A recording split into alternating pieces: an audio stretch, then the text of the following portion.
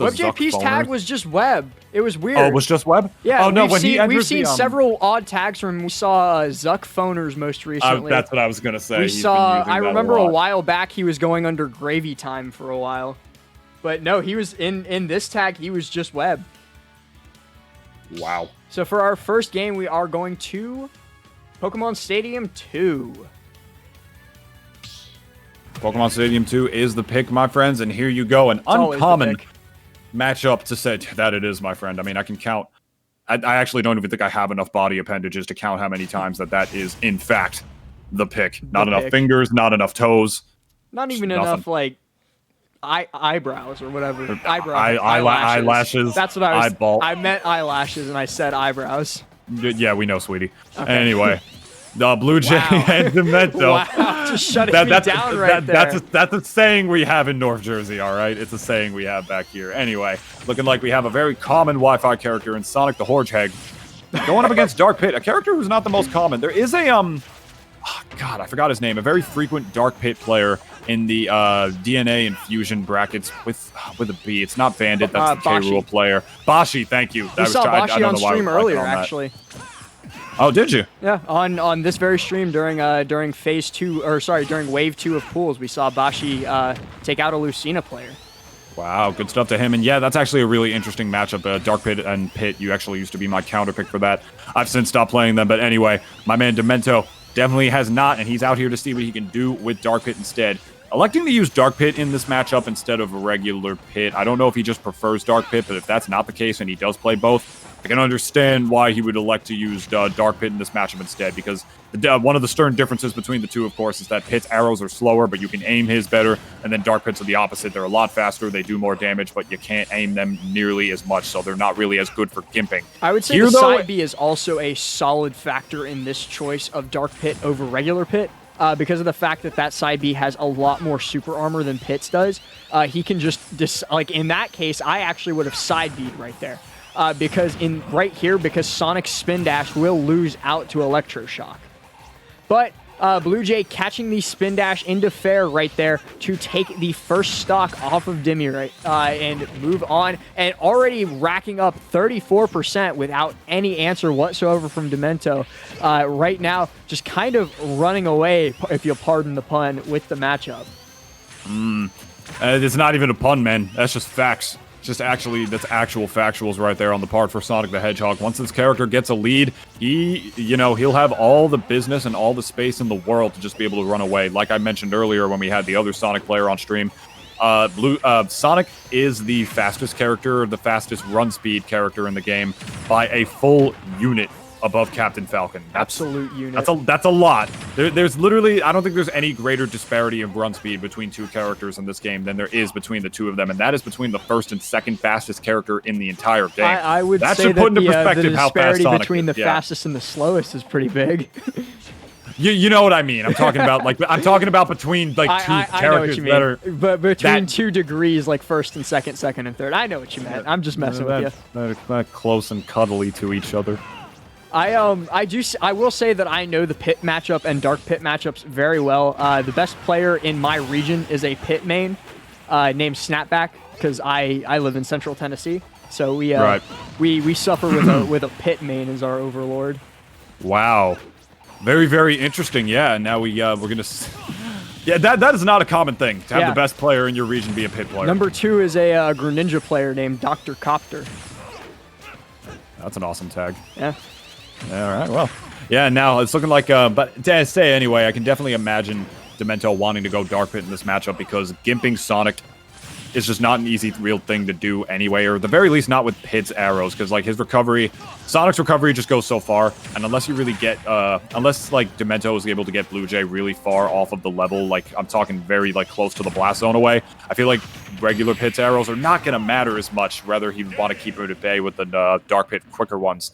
Not going to matter, though, as BlueJay, knowing that he was up a stock, that he would be able to go for a hard read like that and not have too much real risk to him. Let's take a look at this play again. Just catches him air dodging right into the quills of Sonic the Hedgehog, man. This ain't the realistic Sonic that we saw in the movie, so it didn't look as painful. But trust me, they're there.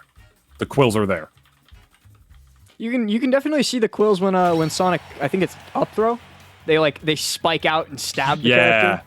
Mm-hmm. It's actually a really cool up throw. I'm not gonna lie.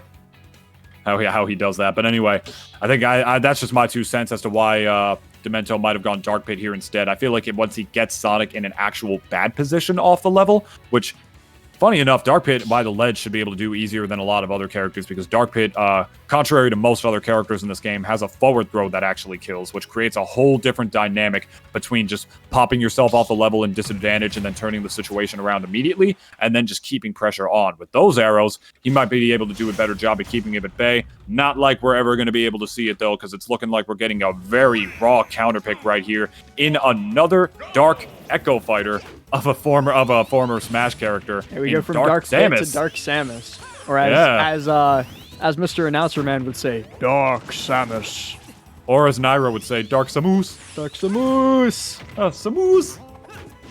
Shout outs to Nairo, man. Shout outs to Nairo, one of my favorite Smash players by far. He's such a good player, such an entertaining guy, such a nice guy. Oh God, that was so close right there.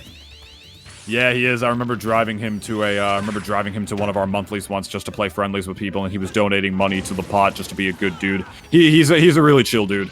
Yeah, he's a really chill dude. I love Nairo. But here we are on Yoshi's story. Very interesting counter pick. I feel like because of the platforms on this level, with a character like Dark Samus, I feel like Dimento should have a easier time than on a stage like Pokemon Stadium catching BlueJay's landings if he is ever able to actually get him in disadvantage, because it's a very common belief among low-level players that landings make your option what am I trying to say here? Platforms make your landing options out of disadvantage better, because they think, oh, now I don't have to land right towards the level for him to potentially read me. But No, in reality, that's not the case. He's just gonna read where you land. Exactly. Like, the platforms actually make your landings that much more predictable and that much more linear from time to time. It's actually a lot easier for you to be able to do that as he gets caught with the shoulder hitbox of Sonic's forward smash to end the stock right here. And it sucks, because at the end of the day, I mean, Sonic also has a lot of room on this stage to run around as well. Like, yeah, triplats might make it a little bit harder for him. Like I said, it's a lot easier to catch Sonic's landings. But at the end of the day, Yoshi's story is sort of like, in terms of blast zones, it's smaller, as you see right there from that shard shot killing from all the way across the stage. But in terms of the actual, like, what am I trying to say here? Like, spacing on the level, it's a little bit bigger than Battlefield, which actually gives BlueJay a little bit more room to be able to run around and camp if he decides to play a stereotypical Sonic and chooses to do so. Yeah, so right now I do want to point out that BlueJay, at least for a Sonic, is playing quite aggressively. We are seeing a lot of interactions from both characters instead of just the hit-and-run guerrilla tactics that a lot of Sonic players favor in this game. So, of course. But he is still doing very, very well against the sudden counter pick. However, it looks like the Dark Samus was the correct thing to pull out, because Dimento is pulling away at the moment, doing a lot better at least staying even than he did in his previous game where he got two-stocked. He is, my friend. He is. Yeah, and I just saw, like, what I was mentioning before in terms of catching his landings. I mean, even when this man BlueJay just decided to try to down air his way at a disadvantage, Dimento was just there beating that hitbox out with a hitbox of his own with the up air, man, and it's looking really good for him so far because of that. I really feel like this counter pick is working very, very well for the reasons that you and I both mentioned before. And as you can see, he is still up in percent, only by about 20 this time, though. He's doing a wonderful job closing the gap. He made you a liar right there. Nah, you make me a liar. He's just, well, he actually kind of did. Saying he was doing a great job of holding that gap closed, and BlueJay just goes and absolutely murders this man despite being way down in percent. Just takes him off the side blast zone using that forward aerial as the great and powerful Alpha Rad would say. Mm-hmm. That's the Sonic Up B special, my friend. That move is so good at catching double jumps, especially right in the spots where his opponent doesn't want to be, as you see him going for it right there, trying to read a double jump from Dimento, which would have potentially killed if he was that close to the blast zone, or at the very least would have caught him off without a jump and put Dimento in a very, very bad position while tacking on the damage even further. it's a very, very interesting thing, man, to watch how Sonic's cover space with that up B, especially when their opponent is off the level. Sonic has actually very good aerials, but, you know, it's all about how he uses them out of his moves. Yeah, using that spring as a gimp tool is just a thing you often see out of a lot of Sonics, and it works really well against opponents who are caught unaware. But speaking of Alpharad and playing for Pride, did you see that he came out as bisexual recently?